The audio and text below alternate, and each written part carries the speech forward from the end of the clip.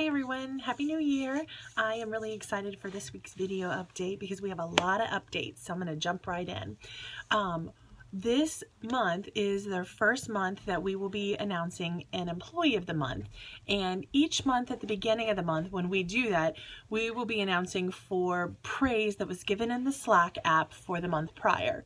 So what I'll share now of our January Employee Month was all based on praise from December. So this person had the most praise, the most outstanding praise, and was nominated by you and then decided on by our management team. And they will get a premium parking spot that's going to be labeled Employee of the Month on the pavement. They will also get a $50 gift certificate or an item from kind of the LVCC store of their choice.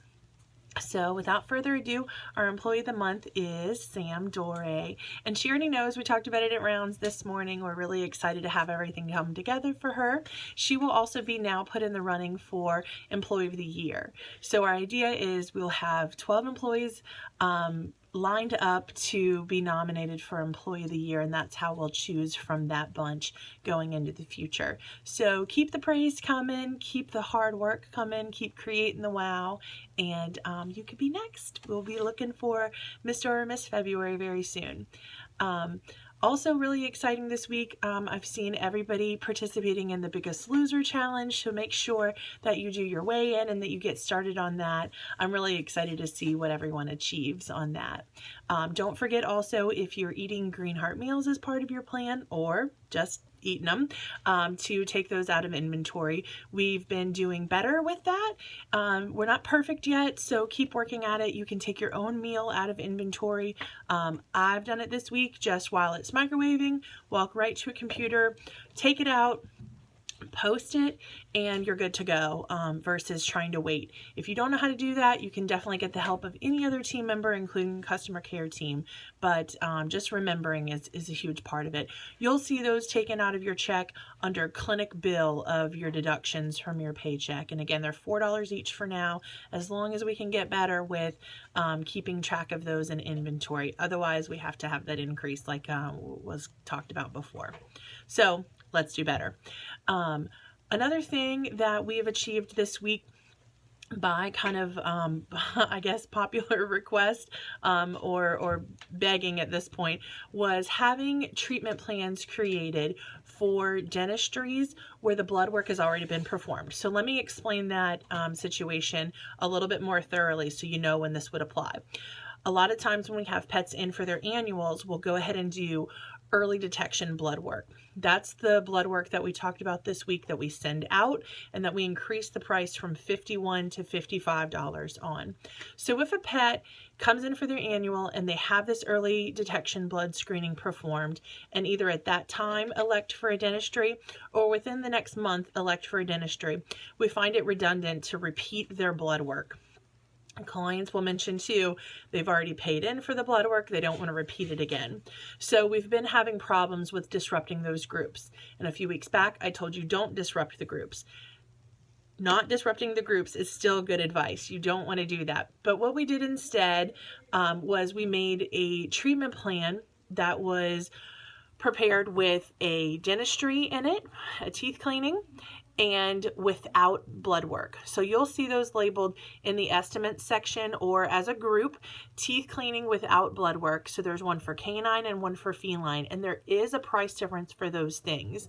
So again, it's everything that would be in there. They're getting the discount for doing those things on a healthy pet as a group, but it does not have the blood work in it. So to qualify to use that, they would have to have done blood work within the last month, an early detection profile, or some kind of SMAC and CBC combination, at least a month, no more than a month before the dentistry. So if you have questions on that, come see me. But if you know how to use the estimates and work with those sections, you should find them there. There again are labeled teeth cleaning, canine, and then another one for feline, and then they say W/O BW. So that would be without blood work. Again, let me know if you have any questions about that. And don't forget that the price of the early detection screening, that's with the SDMA panel that goes out to IDEXX, those prices increased from $51.33 to $55 $55.31. Sorry, $55.31 is the final price on those things. Also this week, we talked about a January challenge for our team.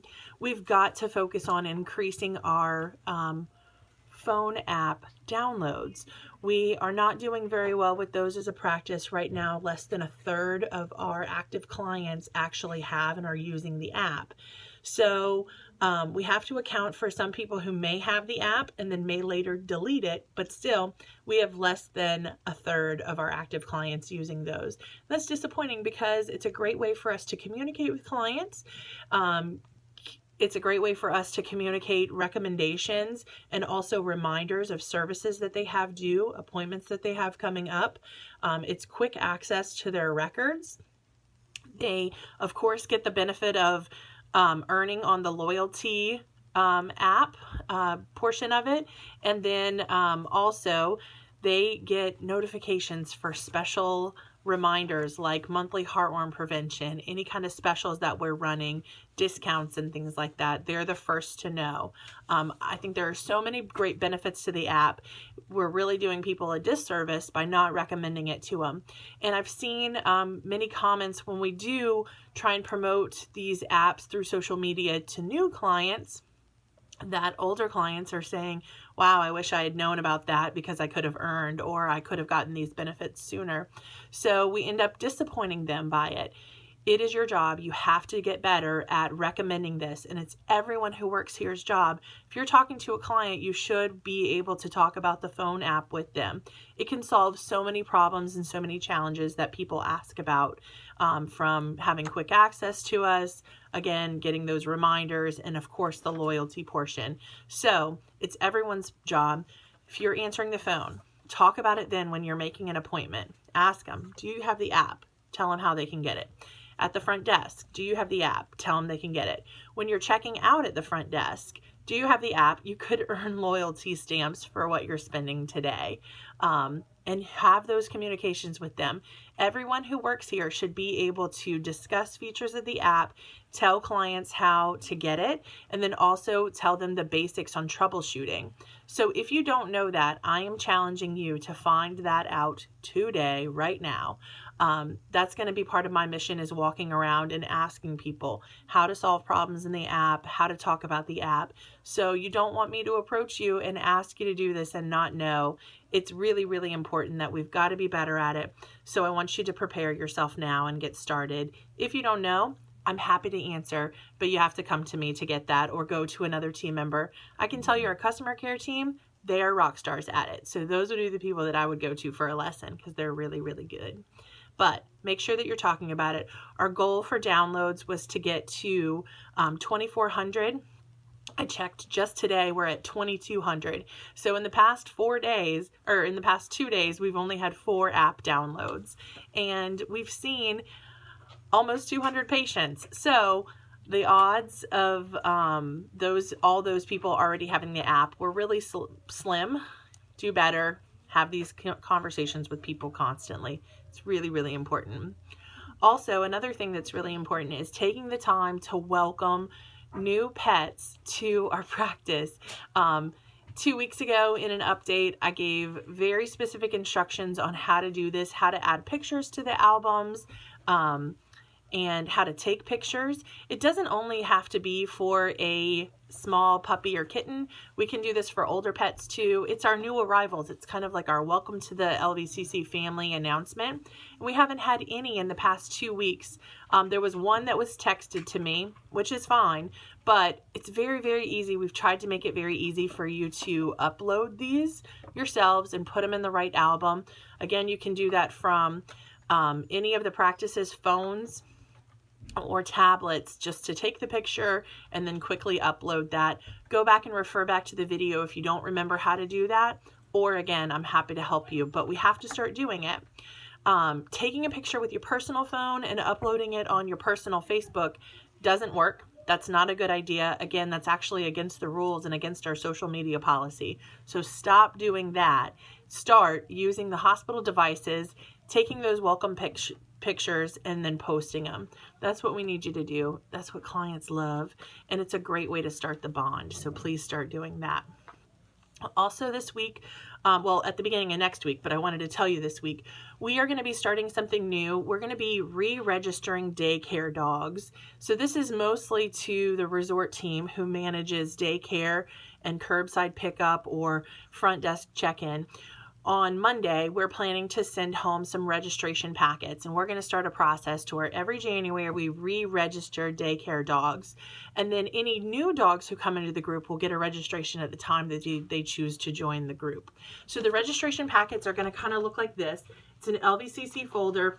On the inside, there's going to be two sides to it, very clearly labeled for the owners. One side that's labeled keep, that's information that we want to give them regarding processes for curbside pickup.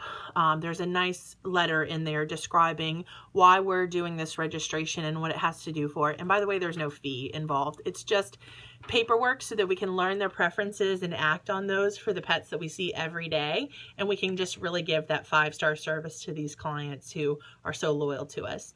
But curbside information, daycare rules, information about times to pick up and drop off and how we can make that really seamless for them. We've also made a Slack app specifically for the daycare group to make checking in easy for them and notifying us during inclement weather when they've arrived at curbside so we can quickly bring their pet out. So we have a different Slack app with multiple channels. We'll also be able to share pictures and videos and things through there, specifically with those people, talk about daycare parties. I think it's going to be really cool. And the other side, there's a daycare contract, which we've always done, but we've updated, and then a credit card authorization and so on. So these will be things that we'll be sending out to those daycare owners. For the resort team, I'm going to post a video for you in your specific Slack channel with that extra information. So make sure to go looking for that in just a little while. But again, those will go out Monday. We're going to start using the app on Monday, and I'm really excited about that.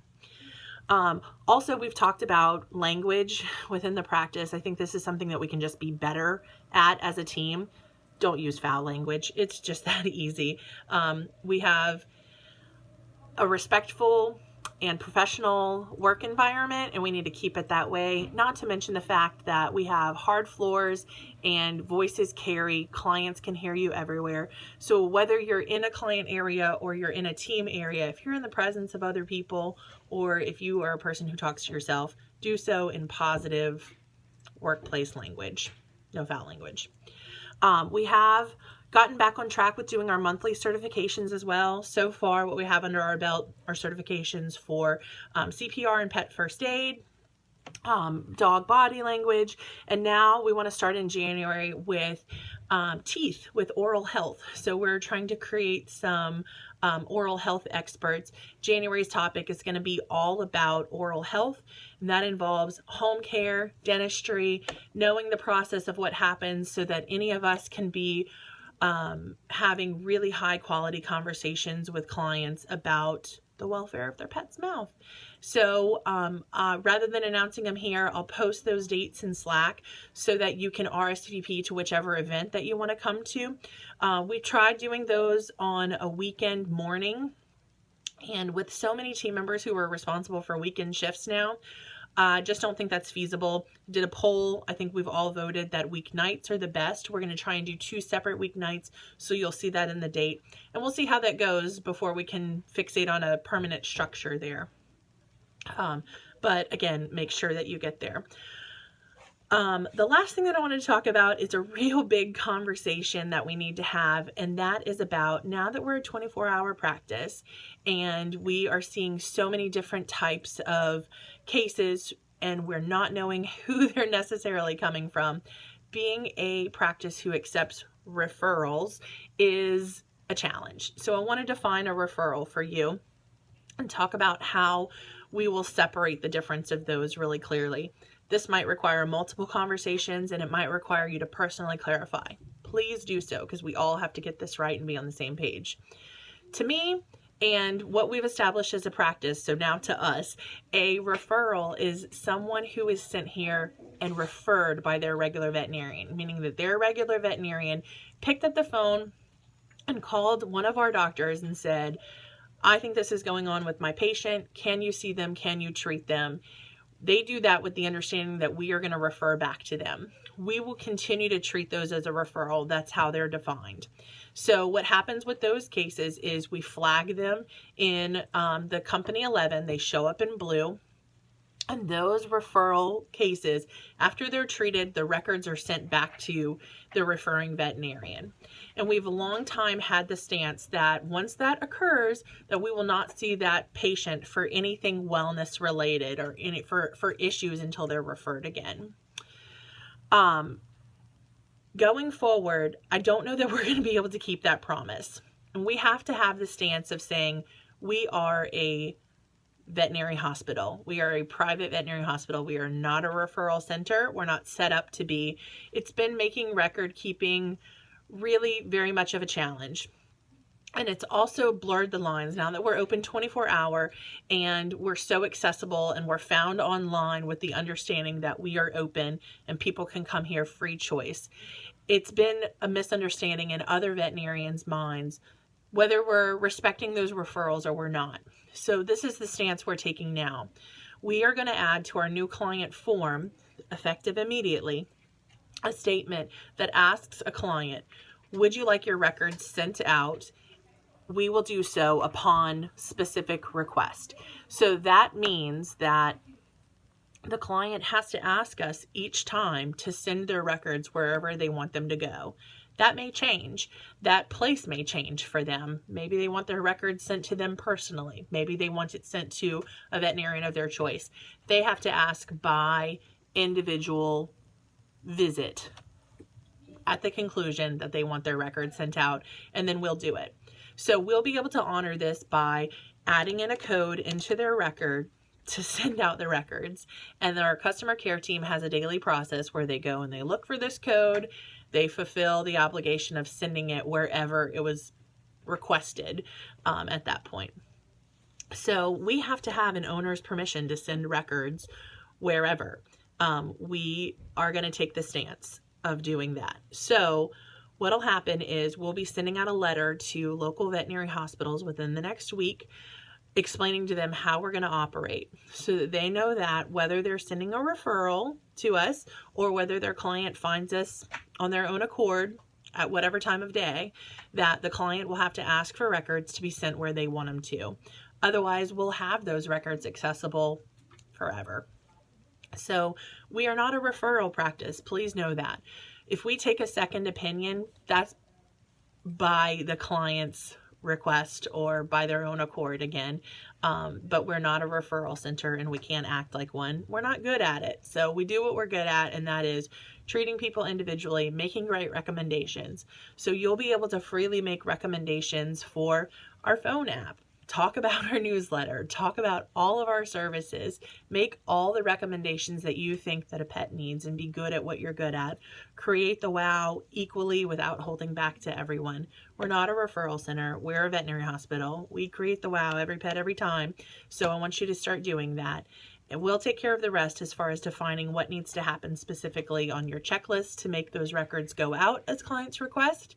And, we will make sure that we communicate well with other veterinary hospitals so you can just keep doing what you're doing.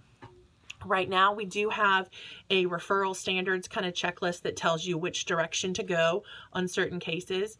That really is not going to change right now until we get that letter out. So we'll let you know when that goes out, what it says, so that you know exactly what's going on. And in the meantime, please come and ask questions. Lots of updates today. I would recommend that you listen to this twice, just to make sure that you got everything. Also, make sure that when these videos go out, Melinda does a lot of supporting text with them. Sometimes everything that she writes in the text is not included in my video, so you have to do both. Make sure that you read and that you listen, and do that through the Humanity section. I'm also going to post this video on Facebook, but you need to do both.